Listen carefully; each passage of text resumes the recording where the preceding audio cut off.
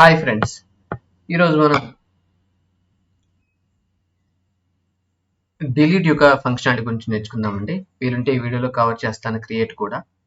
So మీరు main thing మీ అందరికి చెప్పేది ఏంటంటే, ఎవరైనా పర్సనల్గా ట్రైనింగ్ తీసుకుందాం అనుకునే వాళ్ళు బిలో స్క్రోల్ అయ్యే నెంబర్కి కాల్ చేయండి. పర్సనల్ ట్రైనింగ్ తీసుకునే వాళ్ళు ఇక్కడ ట్రైనింగ్ ఒకటే కాదండి, మీకు కావాల్సిన సపోర్ట్ కానీ మెంటర్షిప్ కూడా మేము ప్రొవైడ్ చేయడం జరుగుతుంది. సో ఈ ఛానల్ ఓన్లీ ఫర్ ట్రైనింగ్ అని తీసుకోబాకండి, ఓకేనా. నెక్స్ట్ థింగ్, సో మీకు ఇక్కడ ఈ ఎన్జిఆర్కి సంబంధించినటువంటి మొత్తం సిరీస్ చూడండి.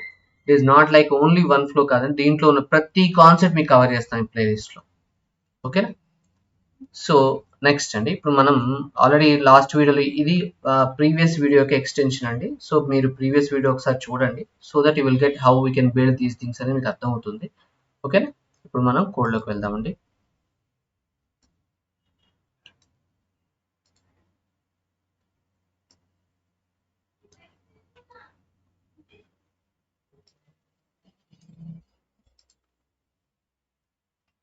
ఓకే, కనిపిస్తుంది కదా. సరే, ఇప్పుడు మనం డిలీట్ ఫంక్షన్ మీకు ఆల్రెడీ తెలిసి ఉంటుంది. నేను ఎస్ఆర్సిలో యాప్ లోపల ఇక్కడ చూడండి, ఒకసారి క్రియేట్ ఎడిట్ లిస్ట్. సో ఇప్పుడు నేను ఏం చేశాను, మేము లిస్ట్ అనే దాన్ని ఫోకస్ చేశానండి. సో ఇక్కడ లిస్ట్ లోపల నేను మీకు ఆల్రెడీ కోడ్ ఇక్కడ రాశాను. సో ఇప్పుడు నేను నా యాక్షన్ నేను దేని మీద చెప్పానంటే డిలీట్ మీద చెప్పాను. ఓకే, మనం ఇప్పుడు డిలీట్ మీద ఫోకస్ చేద్దాం. ఓకే, సో డిలీట్కి ఫస్ట్ మనం డిలీట్కి మనం ఒక ఈవెంట్ రాద్దాం. దాని పేరు క్లిక్ ఈవెంట్. మీకు ఆల్రెడీ తెలిసి ఉంటుంది. ఆల్రెడీ మీకు ఒక విషయం చెప్పాను, ఎవరికైతే బేసిక్స్ వస్తాయో వాళ్ళకి ఇది ఈజీగా ఉంటుంది. సో రాని వాళ్ళు ఒకసారి మన ప్లేలిస్ట్లో యాంగులర్ సిరీస్కి సంబంధించిన దాంట్లో ప్లేలిస్ట్లో మీకు మొత్తం దాని డీటెయిల్స్ ఉన్నాయని మొత్తం ఒకసారి వర్క్ అరేంజ్ చేయండి, సో దట్ మీకు ఈజీగా అర్థమవుతుంది. ఇక్కడ క్లిక్ అనే ఈవెంట్కి నేను ఆన్ డిలీట్ అనే ఒక మెథడ్ని అటాచ్ చేసిన. యాక్చువల్లీ నేను మెథడ్ని తయారు చేయలేదండి, ఇప్పుడు తయారు చేస్తున్నాను దాని యొక్క టీఎస్ ఫైల్లో. సో టీఎస్ ఫైల్ క్లిక్ చేశాను. సో దీని లోపల నేను క్రియేట్ చేస్తున్నానండి. ఓకే, సేవ్ చేస్తున్నాను. సో ఇప్పుడు మీకు ఏం ఎర్రర్ లేదు, క్లియర్. ఇక్కడ ఫైల్ ఫెయిల్ టు కంపైల్ రాకుండా సక్సెస్ఫుల్ అని వస్తుంది. రైట్. మీరు ప్రస్తుతానికి ఒకటి ఇది వర్క్ అవుతుందా లేదా అని తెలియడం కోసం నేను ఒక అలర్ట్ అని పెట్టాను. ఇది జావా స్క్రిప్ట్ సంబంధించింది. Test delete. ఓకే, అయితే ఇక్కడ డిలీట్ ఏదైతే క్లిక్ చేసామో చూడండి, ఇక్కడ ఇప్పుడు డిలీట్ క్లిక్ చేయగానే అలర్ట్ వచ్చింది. చూసారు, మీరు ఏ డిలీట్ క్లిక్ చేసినా అలర్ట్ వస్తుంది. సో ఫస్ట్ థింగ్ నేను ఎలా చేస్తున్నానంటే, ఏదైతే రో ఉంటుందో దాని యొక్క ఐడిని, ఏదైతే ఇక్కడ ఐడి కనిపిస్తుందో ఐడిని డిలీట్ ద్వారా పాస్ చేయాలి, ఓకేనా. ఈ ఐడిని డిలీట్ అనే మెథడ్ ద్వారా పాస్ చేయాలి. మరి ఎలా అంటే ఇక్కడ చూడండి. సో ఎవ్రీ టైం ఒక రో అనే ఈఎంపీ ఏదైతే ఉంది ఫర్ లూప్ కాబట్టి ఎవ్రీ టైం ఈఎంపీ అనే దాంట్లో ఎవరు వస్తారు, ప్రతి ఒక్క రో వస్తుంది, రోకి సంబంధించిన డేటా వస్తుంది. సో ఎవ్రీ టైం మీకు డేటా ఆ రోలో తీసుకోవడానికి ఏం చేసాం, ఇదే కదా మనం వాడింది ప్రింట్ చేయడానికి. సేమ్ దీన్నే మనం డిలీట్ అనే మెథడ్లోకి పంపిస్తాం. మరి యాక్చువల్గా ఇది ఏ మెథడ్ అంటే ఇది నాన్ పారామీటరైజ్డ్ మెథడ్. ఇప్పుడు దీన్ని మనం ఏం చేయాలి, పారామీటర్ అంటే దాంట్లో పారామీటర్స్ని తయారు చేసుకోవాలి కదా. సో నేను ఇక్కడ ఏమని పెడుతుంటే ఎంపీఐడి. సో మనం ఏదని చెప్పాలి కాబట్టి ప్లస్ ఎనీ అని పెడుతున్నాను ప్రస్తుతానికి. I'm not focusing on the things. Any అని పెడతాను, లేదంటే మీరు కావాలంటే దీని నెంబర్ అని కూడా రాసుకోవచ్చు, పెద్ద ఇష్యూ ఏముండదు. సో ఏదైతే నెంబర్ ఉందో దాన్ని ఒకసారి మనం చేసి చూద్దాం. సో ఐడి ఇక్కడ మనకి కనపడాలి, వస్తుందా రావట్లేదో ఒకసారి చూద్దామండి. చూడండి 1 2 వచ్చింది కదా. సో దీన్ని మనం ఇప్పుడు ఏం చేయాలి, ఎన్జిఆర్ఎక్స్ రెడ్యూసర్కి మనం పంపాలి. అయితే డైరెక్ట్ పంపడం కుదురుతుందా అంటే ఇక్కడ మీరు గమనించాల్సిన పాయింట్ ఏంటంటే, మనం రెడ్యూసర్ ఏదైతే రెడ్యూసర్ ఉంటుందో ఆ రెడ్యూసర్ సంబంధించిన యాక్షన్ తయారు చేసుకోవాలి. దాని తర్వాతకి అప్పుడే మనం రెడ్యూసర్లో వాడాలి, ఇక్కడి నుంచి పిలవాలి కదా. సో ఫస్ట్ స్టెప్ ఏం చేయాలి, క్రియేట్ యాక్షన్ ఇన్ రెడ్యూసర్లో యాక్షన్ని తయారు చేసుకోవాలి. ఓకే, దాని తర్వాతకి ఏం చేయాలి, యాడ్ యాక్షన్ టు రెడ్యూసర్లో క్రియేట్ యాక్షన్ ఇన్ యాక్షన్స్ ఫైల్లో తయారు చేసుకోవాలి యాక్షన్. దాని తర్వాత మనం ఇక్కడ థర్డ్ స్టెప్ ఏంటంటే we need to dispatch action చేసుకోవాలి. ఎక్కడ ఇప్పుడు మనం ఏదైతే రాస్తున్నామో 27th లైన్ తర్వాత రాయాలి. ఇది మనం చేయాల్సిన steps. Okay, so first create action కాబట్టి క్రియేట్ యాక్షన్ స్టోర్ లోపల మనకి రెడ్యూసర్స్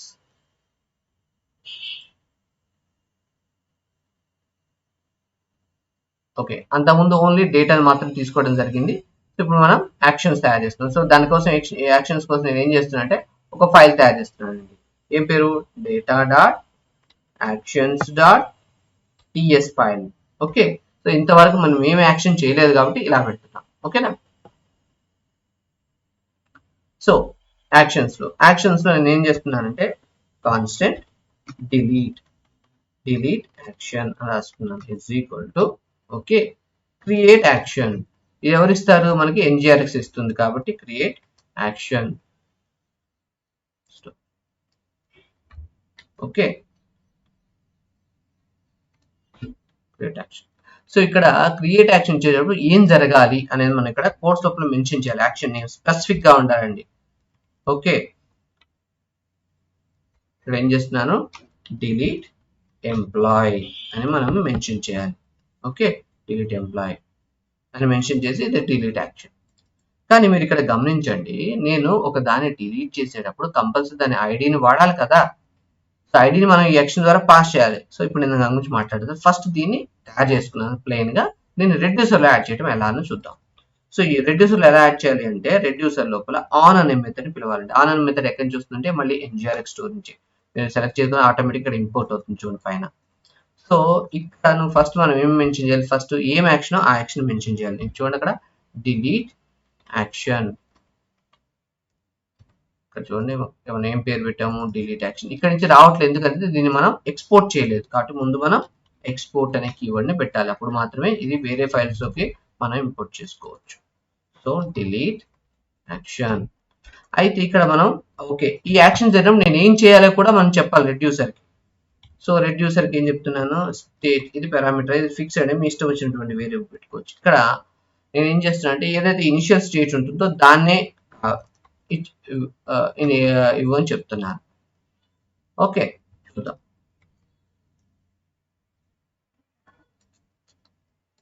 మీకు ఆల్రెడీ చెప్పాను కర్లీ బ్రాకెట్స్ పెడితే మాత్రం మనం రిటర్న్ పెట్టాలి. కర్లీ బ్రాకెట్స్ పెడితే ఇక్కడ ఓకే ఇలానా రాయాలి. సో మీకు ఆల్రెడీ ఇప్పుడు ఈ డిలీట్ యాక్షన్ ఏం చేయాలి? మనం డిస్పాచ్ చేయాలి. కానీ ఇక్కడ ఒక చిన్న విషయం చెప్తున్నాను. సో మీకు ఆల్రెడీ తెలుసు UI లోపల మనం ఎవ్రీ టైం ఐడిని పాస్ చేయాలి. కానీ ఇక్కడ మనం రాసినటువంటి యాక్షన్ ఏంటి? దీంట్లో ఎటువంటి పారామీటర్ మనం పంపలేదు కాబట్టి మనం పంపాలి కాబట్టి ఇక్కడ కామా పెట్టి okay PROPS props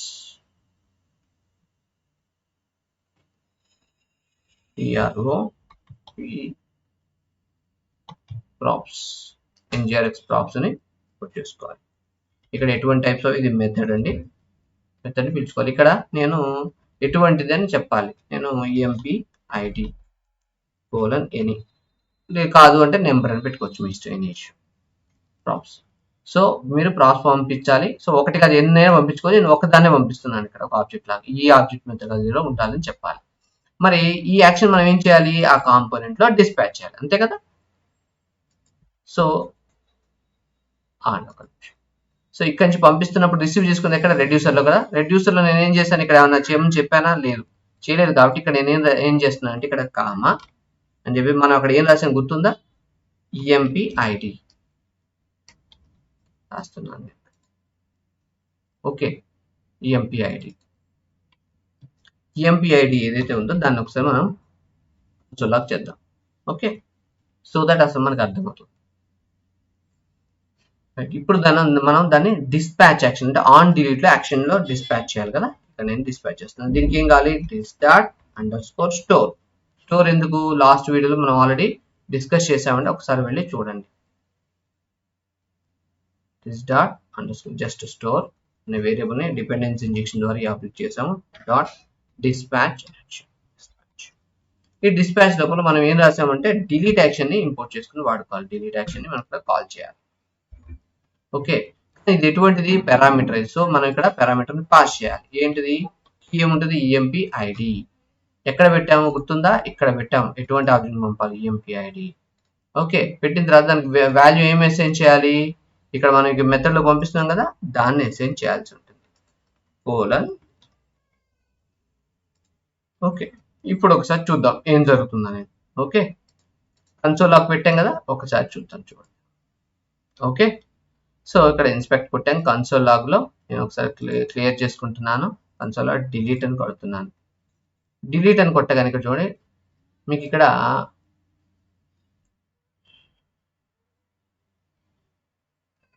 values data employees ఇక్కడ ఏం జరిగిందో ఒకసారి చూద్దాం అండి.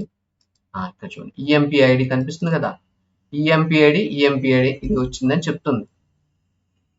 అంటే నాకు మొత్తం అంటే ఈఎంపీ ఐడి అంటే మొత్తం ఆబ్జెక్ట్ ఉంది, నాకు కావాల్సిన ఓన్లీ ఈఎంపీ ఐడి కదా.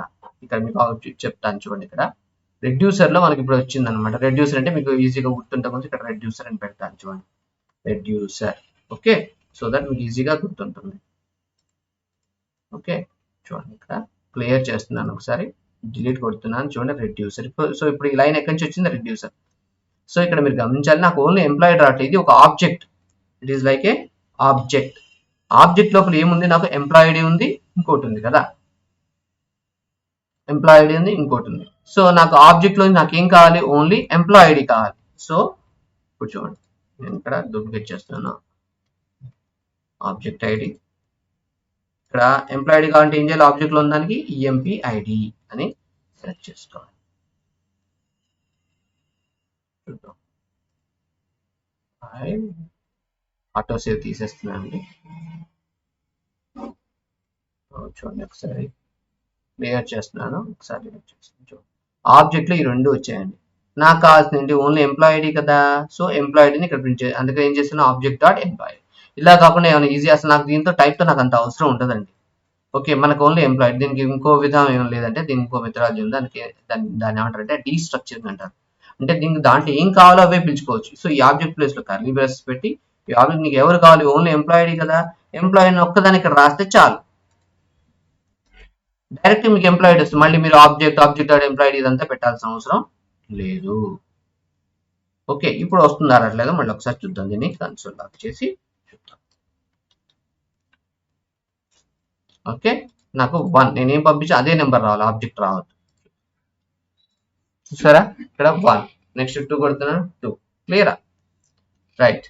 సో ఇక్కడ మీరు గమనించాల్సిన మెయిన్ పాయింట్ ఒకటి గమనించండి, ఐడిని ఇక్కడి నుంచి పాస్ చేసాము, అక్కడ ప్రింట్ అయింది, రైట్.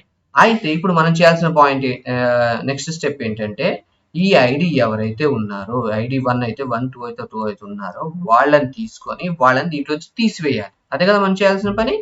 సో ఇప్పుడు మనం ఏం చేస్తున్నాము, ఫస్ట్ ఏం చేయాలి, మనకి ఎవరైతే ఉన్నారో దాన్ని తీసుకోవాలి కదా. సో నేను దానికోసం లాజిక్ ఇప్పుడు రాస్తున్నాను చూడండి, నెక్స్ట్ లైన్ లో కాన్స్ట్ ఇనిషియల్ ఇనిషియల్ డేటా అని రాస్తున్నాను. దీంట్లో నాకు పైన ఎవరైతే ఉన్నారో ఇనిషియల్ డేటా లోపల నాకు ఎంప్లాయీస్ ఉంది కదా, ఇనిషియల్ ఎంప్లాయీస్ డేటా అని రాస్తున్నాను, ఈజీగా గుర్తుంటుంది, ఎంప్లాయీస్ డేటా.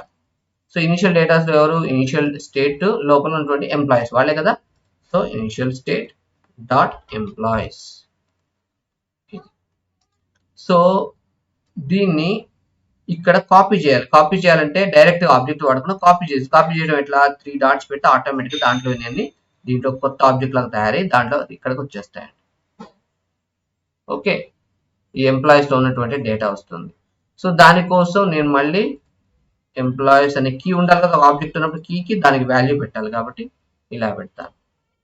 సో ఒక్కసారి మనం చూద్దాం చూడండి.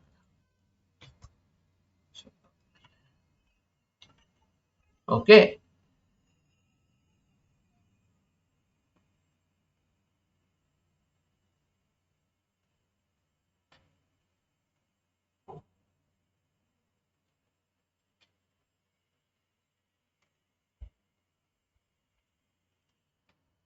ఒకసారి చూద్దాం. మనకు ఓన్లీ కావాల్సిన ఎంప్లాయీసే అండి. ఓకే, అందువల్ల ఎంప్లాయీస్ సంబంధించిన డేటా వచ్చి దీంట్లోకి వస్తుంది. సో ఇలా కూడా ఒకసారి మనం అవుట్పుట్ చూద్దాం, అవుట్పుట్ చూసుకొని కన్ఫర్మేషన్ చేసుకుందాం. చూడండి ఇనిషియల్ ఎంప్లాయీ డేటా అంటే దాంట్లో ఉన్న డేటా అంతా వచ్చి దీంట్లోకి వచ్చి కూర్చుంది, ఇనిషియల్ ఎంప్లాయీ డేటా. క్లియరా, దీంట్లో అంతా వచ్చి దీంట్లో కూర్చుంది. అయితే ఇక్కడ గమనించండి, ఇది ఒక ఎరే, మనం కాపీ చేసింది ఎలా, ఒక ఆబ్జెక్ట్ లో చేసాం, అందుకని 0 1s వచ్చాయి. నాకు అలా ఉండకూడదండి, పెట్టుకోండి. నాకు ఒక ఎరే లాగా కావాలి. మరి ఎరే లాగా కావాలంటే ఏం చేయాలి అని అంటే, మీరు కర్లీ బ్రాకెట్స్ కాకుండా స్క్వేర్ బ్రాకెట్స్ లోపల అరేంజ్ చేయండి. అప్పుడు ఇది ఏమవుతుంది, మీకు ఎరే అవుతుంది. ఓకే, సార్ చూద్దాం రెండు డిఫరెన్స్ చూడండి. ఇప్పుడు చూడండి, ఇది ఏరే లాగా కనిపిస్తుంది. అంతకుముందు ఇదేంటి కర్లీ బ్రాకెట్స్ ఆబ్జెక్ట్ లాగా కనిపిస్తుంది. ఓకేనా, రైట్. సో నాకు ఎంప్లాయీకి సంబంధించిన డేటా వచ్చింది. క్లియరా, రైట్. నాకు దీంట్లో ఎవరు ఉండొద్దు, ఎవరైతే సెలెక్ట్ చేశారో వాడిని తీసేయాలి కదా. సో నేను ఏం చేస్తున్నాను, కాన్స్టెంట్ ఫైనల్ డేటా అని పెట్టుకుంటున్నాను. Is equal to initial employee data ఉంది కదా, దాని లోపల దాని మీద అది ఏరే కాబట్టి దాని మీద ఏం వాడుతున్నానో ఫిల్టర్ అనే పదాన్ని వాడచ్చు. Okay, filter. So single employee దాని లోపల ఈ లూప్ తిప్పేటప్పుడు ఫిల్టర్ లో ఒక సింగిల్ ఎంప్లాయ్ తీసుకొని arrow single employee dot ID. ఇక్కడ చూడండి, మనకి ఇక్కడ ఐడి వస్తుంది కదా, ఇక్కడ ఐడి. ఈ ఐడి అనేది మనం పంపించినటువంటి ఇక్కడ ఈ ఎంప్లాయ్ ఐడికి ఈక్వల్ ఉన్న వాళ్ళు మాత్రం ఉండదు, మిగతా వాళ్ళు ఓకే. సో ఇక్కడ ఏం చేయాలి, not equal to employee ID అంటే నేను పంపించిన ఎంప్లాయీ తప్ప మిగతా వాళ్ళందరూ ఓకే అంటే వాళ్ళని తీసేయమని అర్థం. సో వచ్చిన ఏదైతే ఉందో దాన్ని ఏదైతే ఫైనల్ డేటా ఉందో దాన్ని ఈ ఎంప్లాయీస్ అనే డేటాకి మీరు మ్యాప్ చేయాలి.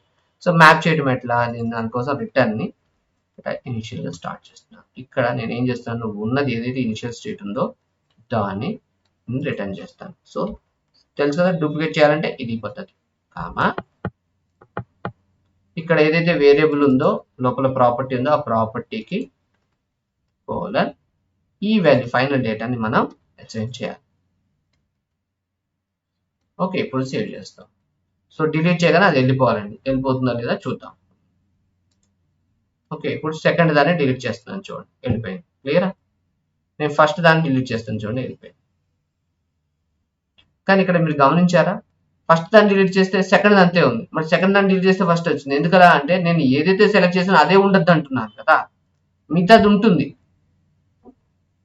క్లియరా, మిగతాది ఉంటుంది. ఇక్కడ నేను ఏం చేశాను చూడండి, ఇక్కడ నాకు అదే ఉండద్దు, ఏదైతే చేశానో అది ఉండద్దు నాకు. ఓకే, అది మాత్రం ఉండద్దు అని చెప్తున్నాను, కానీ నేను డిలీట్ చేసినట్టుగా రాయట్లేదు.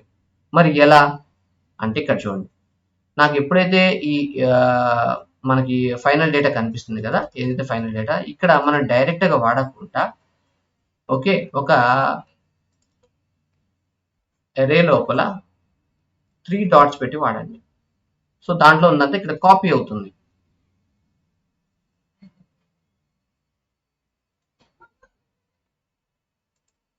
చూడండి, క్లియరా, డిలీట్ అయిందా, ఇప్పుడు చూడండి.